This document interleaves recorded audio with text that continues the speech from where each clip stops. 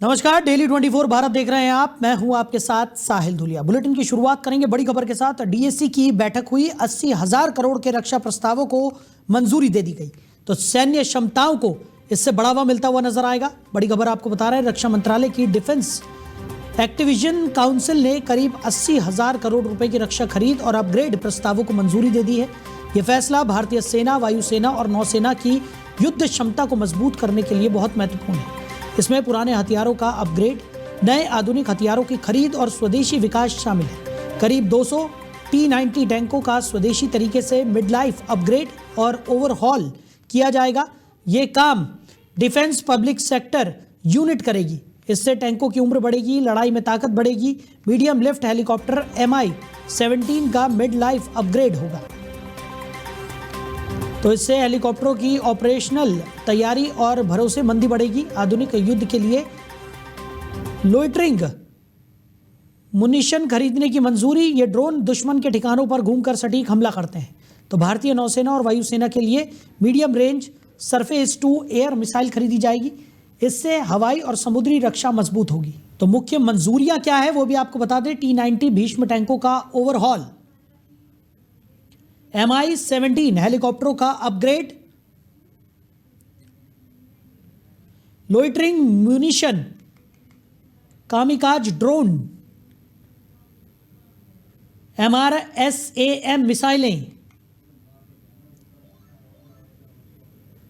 Extra mark 2 और Meteor मिसाइलें, spice 1000 बम, Pinaka rocket का विकास, एयर टू एयर रिफ्यूलर और AWACS, सी गार्जियन ड्रोन का लीज। और इसी खबर पर ज्यादा चर्चा के लिए major Ashish Chaturvedi ji, defence expert हैं, वो हमारे साथ जुड़ गए। चतुर्वेदी जी, आपका बहुत स्वागत है। Okay, thank you sir, DAC की महत्वपूर्ण बैठक हुई है, सैन्य क्षमताओं को बढ़ावा मिलता हुआ इस बैठक से नजर आ रहा है, कैसे देख रहे हैं? नहीं, बहुत जरूरी था ये जो डिफेंस एक्विजिशन काउंसिल जो हमारे देश में जो रक्षा मंत्रालय है उसकी सर्वोच्च बॉडी है जो ये फैसले करती है, उसने ये फैसला किया जिसमें करीब 80,000 करोड़ की मंजूरी मिली है। और इसका इस्तेमाल जो हमारे जो इक्विपमेंट है, डिफेंस इक्विपमेंट है, जैसे कि खास तौर पे T-90 टैंक्स हैं, Mi-17 हेलीकॉप्टर्स हैं, एंटी ड्रोन रेडार सिस्टम्स हैं, इन सबको अपग्रेड करने के लिए जो है प्राथमिकता रखी गई है कि इनको जो है प्राथमिकता पे जो है अपग्रेड करना है, क्योंकि ये अब कहीं ना कहीं कुछ पुराने हो रहे हैं, इनको हमें अपग्रेड करना जरूरी है। और हमारे देश के लिए एक खतरा जो है वो दिन पे दिन बढ़ता जा रहा है, पाकिस्तान की तरफ से, चाइना की तरफ से, और बीच में कुछ चुटपुट घटनाएं ऐसी घटती हैं जिससे बांग्लादेश की तरफ से भी हम लोगों को सतर्क रहने की आवश्यकता है। तो ऐसी परिस्थितियों में ये बहुत आवश्यक था। मुझे लगता है ये सही समय पे लिया गया फैसला है। जी आशीष जी, वहीं अगर बात की जाए, क्योंकि हमने देखा है कि जिस तरीके से पिछले कुछ सालों की अगर हम बात करें तो हमारी सैन्य क्षमताओं को जिस तरीके की मजबूती मिली है, उसमें जो सरकार की तरफ से तमाम जो नीतियां अपनाई जा रही हैं या जिस तरीके से तमाम जो बड़े बड़े रक्षा सौदे यहाँ पर हो रहे हैं, उनका बहुत बड़ा योगदान यहाँ पर रहा है।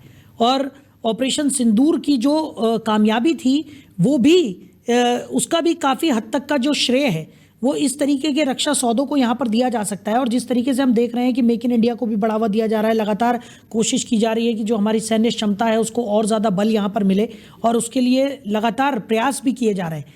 तो आने वाले समय में कितना ज़्यादा और जो हमारी सैन्य क्षमता है वो विकसित हो सकती है इस तरीके के प्रयासों से? देखिए, जब आप आज एक ऐसा जो पूरे विश्व में माहौल है उसमें बहुत ज्यादा अगर आप देखें तो पूरे विश्व में कहीं भी कोई स्थिरता नहीं है।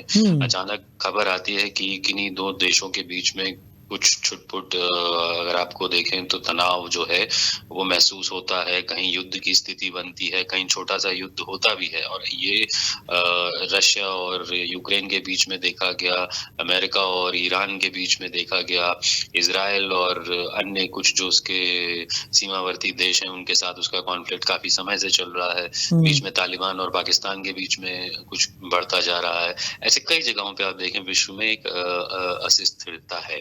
तो उस परिप्रेक्ष्य में बहुत जरूरी है कि हम अपनी जो डिफेंस कैपेबिलिटी यानी सैन्य क्षमताएं हैं उनको निरंतर बढ़ाएं और उनको अपग्रेड करें, क्योंकि करीब 10 साल के अंदर जो आपका इक्विपमेंट होता है 10 से 12 साल के अंदर वो कहीं ना कहीं आउटडेट होने लगता है, क्योंकि आपके प्रतिद्वंदी भी जो है वो अपना जो डिफेंस एक्सपेंडिचर है और जो इक्विपमेंट होता है उसको बराबर अपग्रेड करते हैं। तो ऐसी उसमें परिस्थिति बनती है कि आपको अपना जो डिफेंस इक्विपमेंट है उसको निरंतर 10 से 15 सालों के बीच में उसे जो है आपको कहीं ना कहीं ठीक करना ही करना है। ये एक बहुत जरूरी चीज है, क्योंकि चाइना से और पाकिस्तान से हमारा जो थ्रेट है कहीं ना कहीं बढ़ता जा रहा है। ऐसा अंदेशा है कि कहीं ना कहीं आने वाले समय में कोई ऐसा कॉन्फ्लिक्ट की स्थिति बने तो कम से कम हम टेक्नोलॉजी वाइज जो है वो पीछे ना हो, क्योंकि आज की जो लड़ाई है वो इंसान और इंसान के जज्बे से कम अब टेक्नोलॉजी की लड़ाई हो बिल्कुल गई है। बिल्कुल, यही मेरा अगला सवाल आपसे रहने वाला था आशीष जी कि अब हम देख रहे हैं कि तकनीक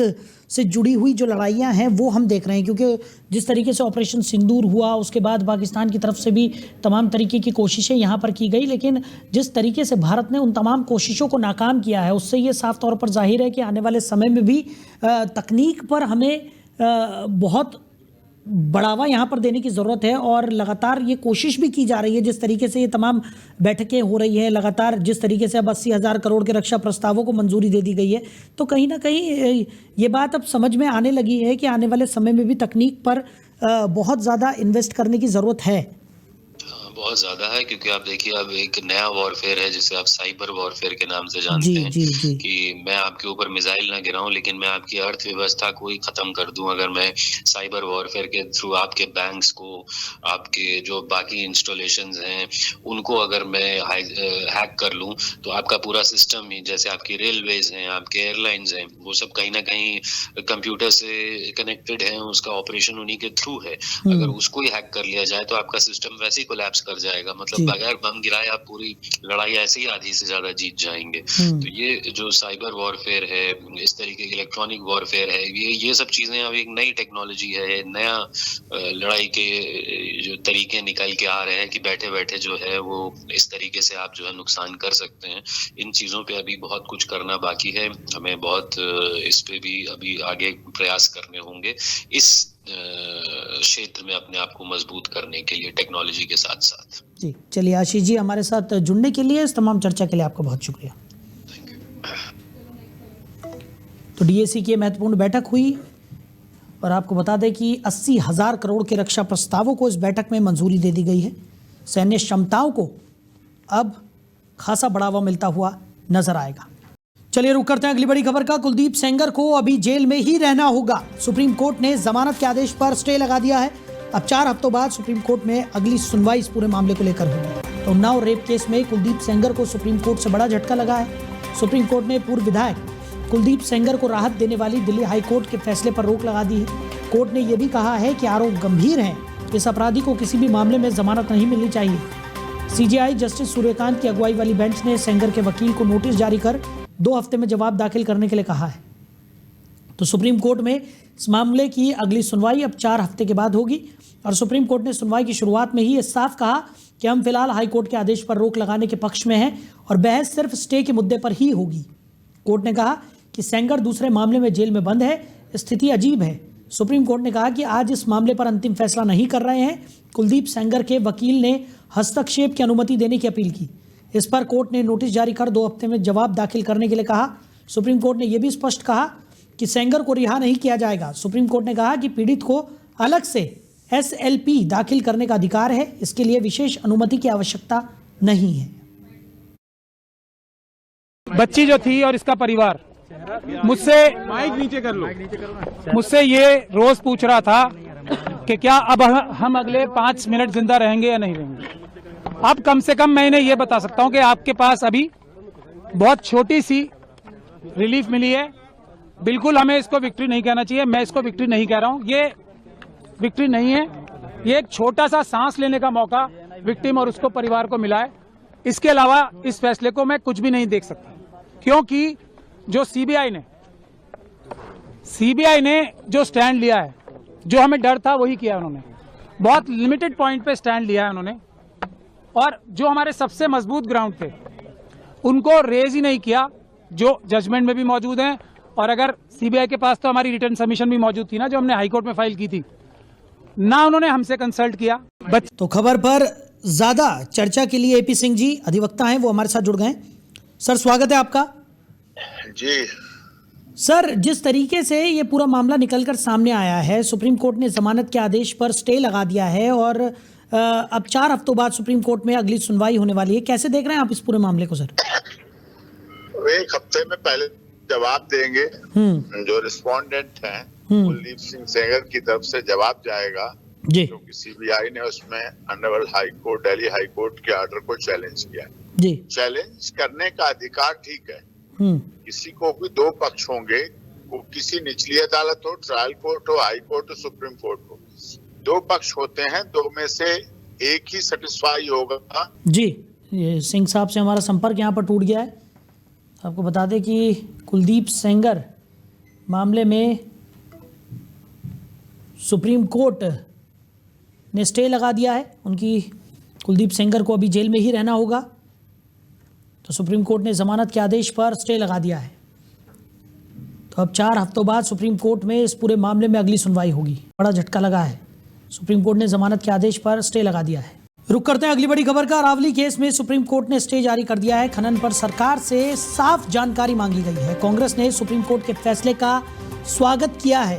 तो अरावली मामले में सुप्रीम कोर्ट ने अपने 20 नवंबर वाले फैसले पर स्टे लगा दिया है। कोर्ट ने केंद्र सरकार से भी सुनवाई के दौरान कुछ सवाल पूछे। कहा गया है कि सरकार स्पष्ट बताए कि अरावली में खनन जारी रहेगा या उस पर रोक लगेगी। इस मामले की अगली सुनवाई 21 जनवरी 2026 को होनी है। सुप्रीम कोर्ट ने अपनी सुनवाई के दौरान अरावली को लेकर बनाई गई कमेटी की तमाम सिफारिशों पर भी अभी के लिए रोक लगा दी है। इसके अलावा केंद्र सरकार और 4 राज्य सरकार को नोटिस भी जारी किया गया है। इस मामले में अब अदालत ने हाई लेवल कमेटी बनाने के निर्देश दे दिए हैं। अरावली मामले की सुनवाई के दौरान चीफ जस्टिस सूर्यकांत ने कहा कि अदालत की कुछ टिप्पणियों को गलत संदर्भ में पेश किया जा रहा है, इसलिए इस पर साफ साफ स्थिति स्पष्ट करना जरूरी है।